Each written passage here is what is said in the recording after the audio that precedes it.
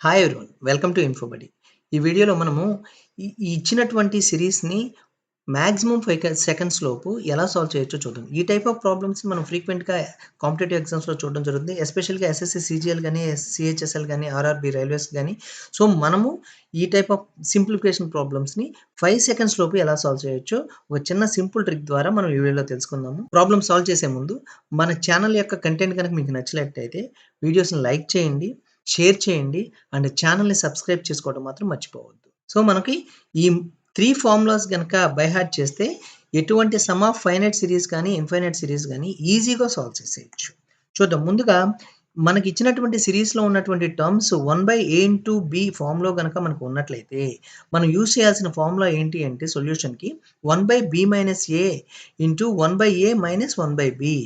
అదేవిధంగా మనకిచ్చినటువంటి టర్మ్స్ గనక ఈ విధంగా ఉంటాయి. అంటే 1/a into b into c ఫార్మ్‌లో గనక ఉంటే 1/c - a into 1/ab - 1/bc. అంటే ఫస్ట్ టర్మ్‌లో డినామినేటర్‌లో ఉన్నటువంటి ఫస్ట్ 2 నంబర్స్‌ని మల్టిప్లై చేయడము. అదేవిధంగా లాస్ట్ టర్మ్‌లో ఉన్నటువంటి డినామినేటర్‌లో లాస్ట్ 2 నంబర్స్‌ని మల్టిప్లై చేయడము. నెక్స్ట్ మనకి ఇచ్చినటువంటి సిరీస్‌లో గనక టర్మ్స్ ఈ విధంగా ఉంటే అంటే 1/a into b into c into d ఫార్మ్‌లో గనక ఉంటే గనక 1/d - a into 1/abc - 1/bcd. So, ఈ 3 ఫార్ములాస్ గనక మనకి గుర్తుంటే సమ్ ఆఫ్ ఫైనైట్ సిరీస్‌ని ఈజీగా సాల్వ్ చేసేయొచ్చు. సో, మనకిచ్చినటువంటి సిరీస్ చూద్దాము. ఈ series 1/1 into 2 into 3 plus 1/2 into 3 into 4 plus and so on 1/10 into 11 into 12. So, ఇది ఏ విధంగా ఉంది మనకి అంటే 1/a into b into c ఈ టైప్‌లో ఉంది కాబట్టి దీనికి ఫార్ములా మనం తెలుసుకుంది ఏంటి 1/c - a into 1/ab - 1/bc.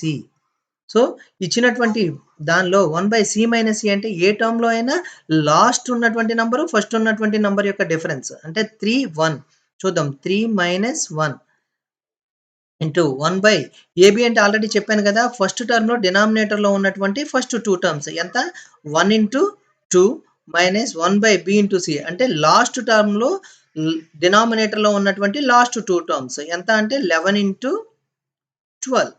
So, that is equal to 1/3 - 1 అంటే 2 ఇంటూ 1/2 - 1/11 ఇంటూ 12 అంటే 132.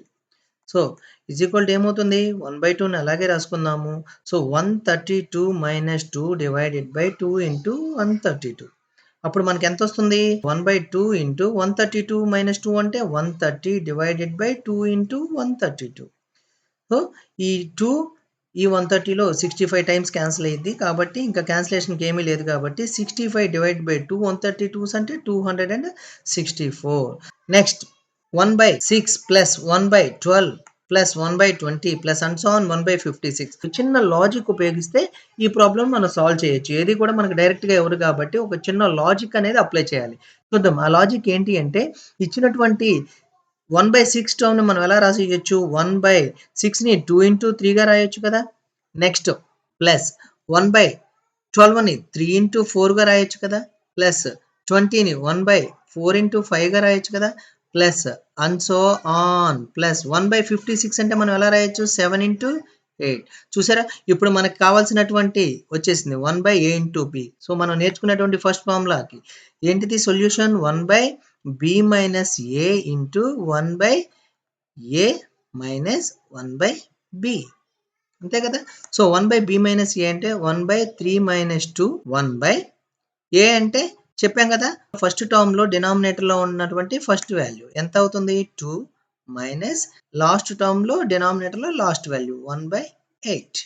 దట్ ఈస్ ఈక్వల్ టు 1/3 - 2 అంటే 1/1 that is equal to 1. 8 - 2 divided by 2 into 8.